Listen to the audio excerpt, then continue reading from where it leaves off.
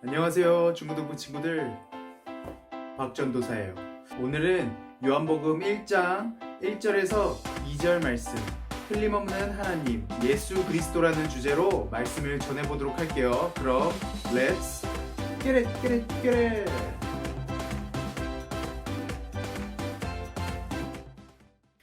여러분은 누군가의 의도를 파악해 본 적이 있나요? 회사에서 면접을 볼 때라던가 학교에서 면접을 볼 때, 면접관들은 대체적으로 면접을 보는 대상에게 취미가 무엇이냐고 자주 묻습니다. 제가 대학 면접을 볼 때, 그리고 어떤 단체에 속하기 위해 면접을 볼 때도 이와 같은 질문을 매번 받았었죠. 그 당시에 저는 물론 지금도 그렇지만 일하는 것보다, 그리고 공부하는 것보다 노는 것을 훨씬 잘했고 좋아했기 때문에 취미가 아주 많다고 생각하여 가지고 있는 취미를 면접관들에게 전부 다 말했습니다. 그랬더니 면접관들이 저보고 하는 얘기가 취미가 정말 많은 것 같아서 좋아 보이지만 그렇게 취미가 많으면 공부는 언제 하나요? 라는 질문에 저는 대답을 하지 못했어요. 그럼에도 불구하고 면접관들이 저를 좋게 봐줘서 들어가고자 하는 학교에 들어갈 수는 있게 되었지만, 이 면접관들이 면접에서 취미를 물어봤던 이 진정한 의도가 무엇이었을까요?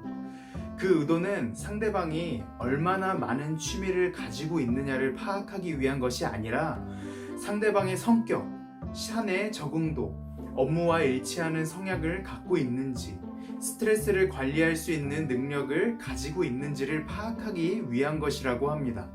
취미를 가지고 있는 것은 플러스 요인이지만 저처럼 상대방의 의도를 정확하게 파악하지 못하고 생각 없이 모든 취미를 다 말하는 것은 오히려 사람을 가볍게 보이도록 만드는 마이너스의 요인이 될 수 있는 것이죠.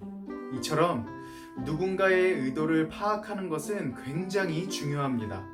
의도를 파악해야만 상대방이 원하는 바를 알 수 있기 때문이죠. 그러나 의도를 파악하는 것은 그렇게 쉬운 일은 아닙니다. 만일 누군가가 목이 마르다면 물을 좀 달라고 직설적으로 이야기를 하면 되지만, 그렇게 하지 않고 그것을 빙빙 돌려서 오늘 날씨 참 덥지? 시원한 게 땡기지 않아? 저 물이 참 먹음직스러워 보인다 라고만 이야기를 한다면 상대방은 그 의도를 알아차리기까지 꽤나 시간이 걸릴 수도 있습니다.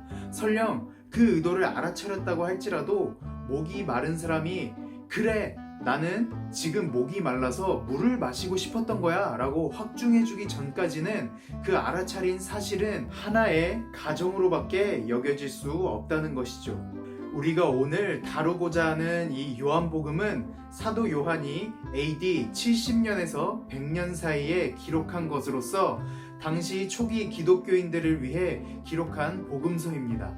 그 당시 기독교인들에게 있어서 예수님을 믿느냐 믿지 않느냐는 곧 죽느냐 사느냐를 결정하는 아주 심각한 문제였습니다. 굳이 생사의 문제가 달려있지 않다고 하더라도 예수님을 믿는다는 것 자체만으로도 나라에서 핍박받고 심지어는 자신의 동족들에게까지도 핍박을 받아야만 했습니다. 만일 우리가 예수님을 믿는다고 했을 때 핍박을 받아야 한다면 어떤 생각이 들 것 같나요? 믿음을 포기하고 싶다라는 생각이 들 수도 있겠죠. 당시 기독교인들이 그랬을 거예요. 자기는 예수님께서 부활하신 것도 실제로 본 적이 없는데 예수님이 하나님이시라는 사실조차 믿기 힘들어지는 이 상황 속에서 내가 이렇게 핍박을 받으면서까지 믿음을 지켜야 하나? 라며 믿음이 흔들리기 시작했을 것이라 생각합니다. 예수 그리스도를 나의 구주로 고백하는 것은 초대 기독교인들에게 있어서 아주 심각한 문제였어요.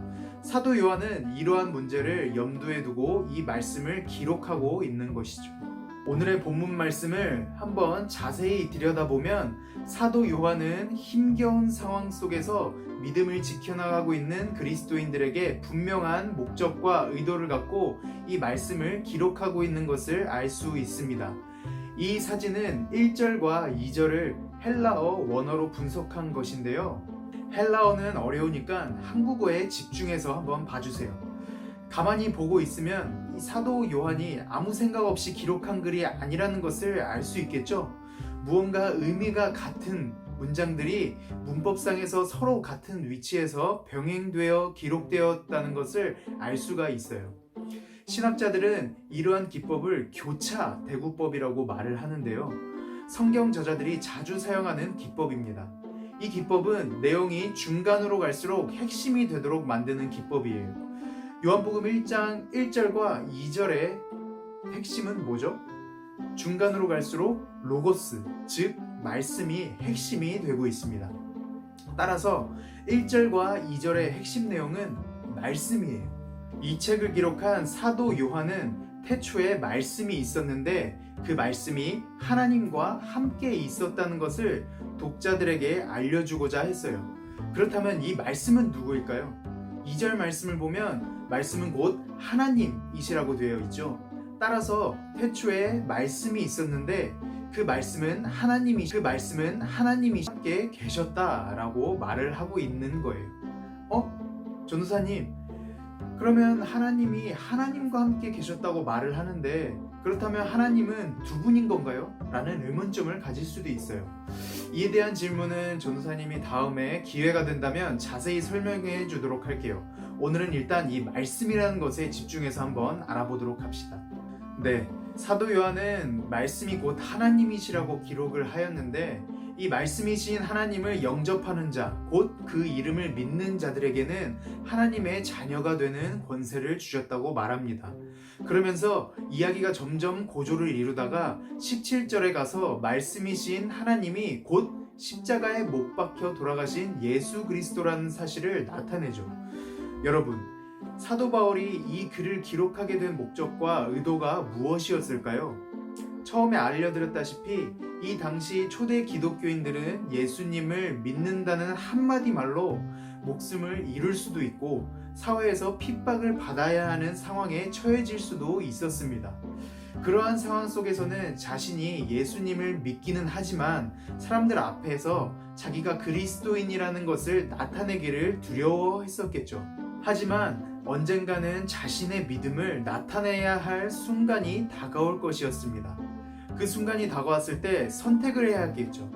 믿음을 시인하고 핍박을 받을 테냐, 아니면 믿음을 부인하고 편하게 살 것이냐. 사도 요한은 태초에 말씀이 계셨으며 말씀은 곧 하나님이시며 그 하나님은 바로 예수 그리스도라는 사실을 1절과 2절을 통하여 강조함으로써 선택의 기로에서 갈등하고 있는 그리스도인들에게 그들로 하여금 믿음으로 다시 한 번 더 견고하게 일어설 수 있도록 확신을 심겨주었습니다. 예수 그리스도가 하나님이시라면 그분을 통하여 구원을 받을 수 있기 때문에 믿음을 고백함으로써 핍박을 받는다고 해도 그것은 값진 것이 될 수 있기 때문이죠. 사랑하는 중고등부 친구들, 이 말씀을 통하여 우리가 깨달아야 할 것은 예수 그리스도가 바로 하나님이시라는 것입니다. 예수님께서 하나님이시기 때문에 그분께서 우리에게 가르쳐 주신 모든 말씀들은 지킬 만한 것들이며 지켜야 할 것들입니다.